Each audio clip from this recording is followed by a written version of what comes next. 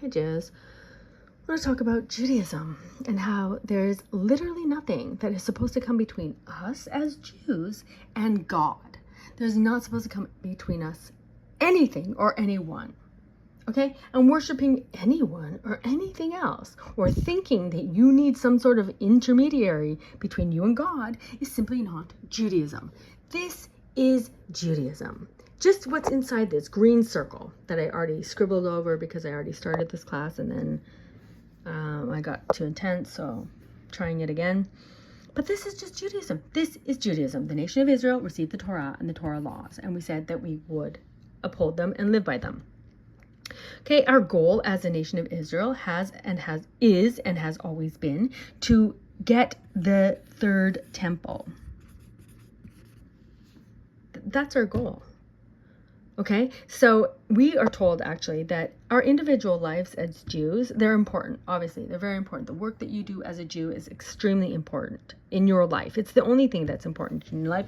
By the way, we're told that your life, our reality, is 3 physical, 5-dimensional, okay? 3 physical, 1 spiritual, 1 time.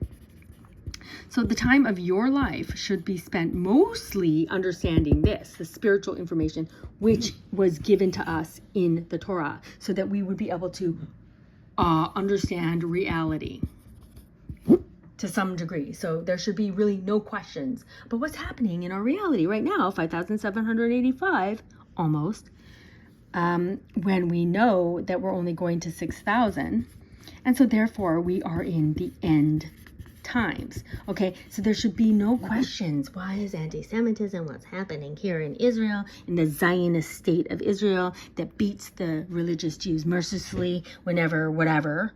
Okay, and there's lots of videos on that just the other day of Zionist cops beating religious people who are protesting, whatever. Which, by the way, also that. Why are you protesting? That's not Jewish. That's not a Jewish thing to do. Go study Torah, pray to God, and let him handle everything. This is the connection. This is Judaism right here. Okay? Anything outside of that is not Judaism. Not worshiping anyone or anything else, even if they're saints, even if they're rebbes, even if they're rabbis, even if everybody you know is doing that. That's not Judaism. Okay? And Judaism, we know the God judges saints, okay, by the hair's breadth, by a very slim, tiny little margin of error. Why? Because there's only one right way. So any little tiny veering off of that way, even if it's just a teeny bit, even if you just use a different knife for your kush fruit and justify that in some way, whatever, it's not Judaism. It's not Judaism. Okay? And everybody wants to outsource their responsibility on their lives to somebody else. It's okay because my rabbi's wife wears a wig, so I can wear a wig. Okay, enjoy. Not, you know what? The same thing happened also with COVID and with the vaccines. At that time, I was looking for a shidduch, my husband, and I would ask people, well, what do you think about the vaccines? And a lot of religious people said, well, that's above my pay grade. I'm just going to do whatever the rabbi tells me. Oh, well, that's great. That's great for the enemies of God and enemies of the nation of Israel, that they know that you'll just follow whatever they tell you, whatever the rabbis tell you. When we also know at the end of times, the rabbis are not reliable. Okay, so you do actually have to have some responsibility for your own lives. You do have to look into the information. You do have to explore and understand our history and understand what that's trying to tell us. And understand that you as a Jew are important. Your work and your whatever that you do that's spiritual mostly in this lifetime is important.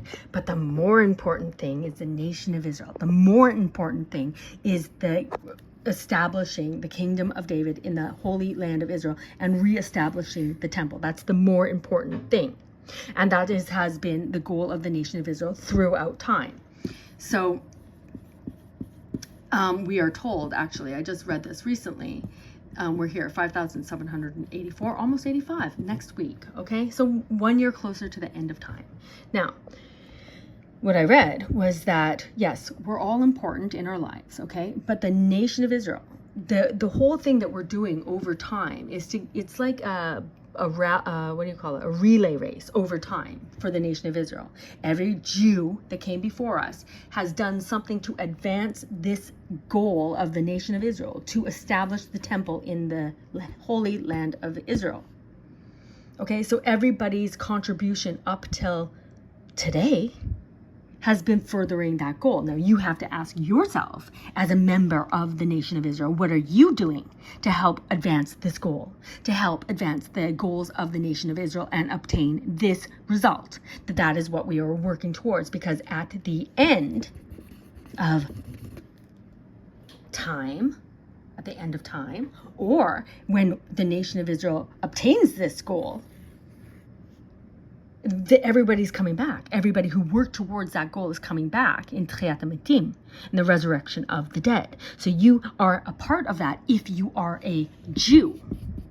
And so you need to ask yourself, how are you advancing the interests and the goal of the nation of Israel? Because your part in this story of the Torah and of history is directly related to actually your Judaism and nothing else.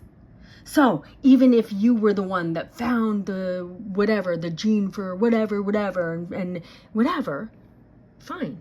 But if you were not Shomer Shabbat, if you didn't keep Shabbat, if you didn't keep the Brit, if you didn't marry a Jew, if you didn't have children, if you whatever, then you are a complete failure in your life, actually. Because the whole point of you being a Jew in this reality is to advance the interests of the nation of Israel. And how do we do that? We learn Torah, we follow the Torah laws, and we practice Judaism. And there is nothing between us and God that is not Judaism. There is no Rebbe between us and God. There is no rabbanut, no group of rabbis at this point between us and God. There is no one between us and God. So now, for example, as I've said in several different videos, because today I have a friend who is risking it all to go to Uman because she loves Rabbi Nachman. She loves Rabbi Nachman because she feels like she can't connect to God. It's too much of a big thing to think about. But to a person she can connect to, yes, 100%. That is actually Avodah Zarah. That's the whole point. So she will risk her life leaving Israel when right now, I mean, many flights are canceled. There's rockets and there's sirens and there's whatever. So she's going to leave the Holy Land of Israel, okay? And she's going to go to Uman, where there's also a war in the Ukraine, and also certain countries have restricted the movement into Uman for Jews and whatever.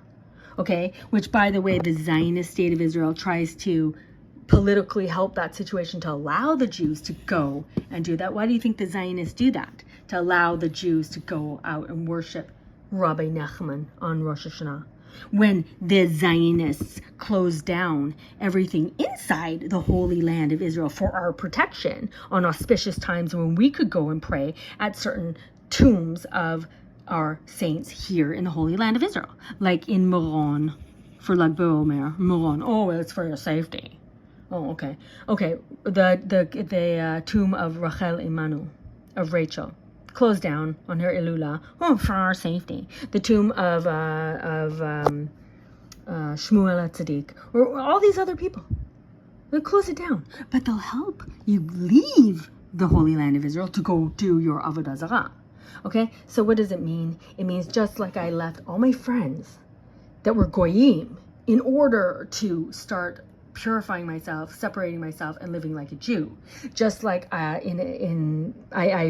had to work through the complexities with my family, okay, who are don't see the point of me being so extreme about being a religious Jew. Just like I have gone through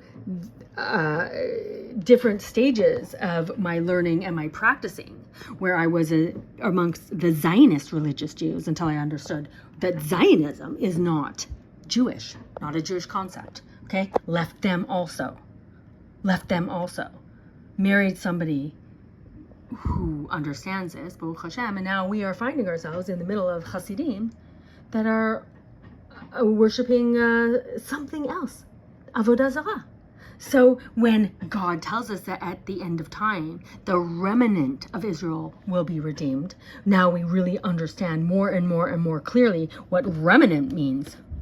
Remnant, what a remnant means. It's not everybody's getting redeemed, guys. You know? So it's just what your connection is to God, what your connection is to Judaism, and what your contribution to the nation of Israel is as a Jew. And guess what? Over time, we have all probably been reincarnated several times to try to achieve some sort of goal instead of just wrecking things. Well, we all left this system of Judaism and went after other ideologies. Secular Judaism, Reform Judaism, Chassidut, whatever. Okay, so God has been very kind to us to allow us to come back several times in reincarnation. But guess what? We're getting very close to the end of that opportunity to do that. Okay, so we have to really evaluate our lives and say, if we know the purpose of life, which is we do know as Jews, Judaism tells us the purpose of the life, this life in this reality with the physical body and with the time, is just to get through it. It's a test for us to get to the spiritual real world of Olam Haba. And that's what I want to say today. So you have to make sacrifices. So if it means no longer being friends with the only person that I really connected to here since I've been here in Israel, after trying to explain several times about Chassidut, offering to speak with her, offering to show her all of my research. Nope. Even now, when there's a war there and a war here, flights are being canceled all the time. In fact, her flight was being delayed today or canceled or whatever. But you can't get a hint. How's God going to wake you up if you can't take a hint? Also, by the way, there was a rabbi that at the beginning of my tshuva, the beginning of my repentance process and learning, starting to learn Torah, I listened to him. He recently told a story about how he also went to Uman last year, I believe it was. And because of this, that, and the next thing, where God was trying to tell him not to do that, and he wasn't even able to do a mikveh before Rosh Hashanah. I mean, wake up. Like, these are not good things. These are not good signs. You're not getting siyata d'shmaya. You're not getting help from above to do your avodah zarah. Roadblocks and obstacles are being put in your way so that you will wake up and see that that is not the way. Okay, because the way of Judaism and the way of the Torah when you commit to that, when you have only love in your heart for God and commit to that and do what it takes to achieve that and to achieve something to move the goal of the nation of Israel forwards, then you will get siyata d'shmaya, help from heaven. And I hope you guys are waking up to see this.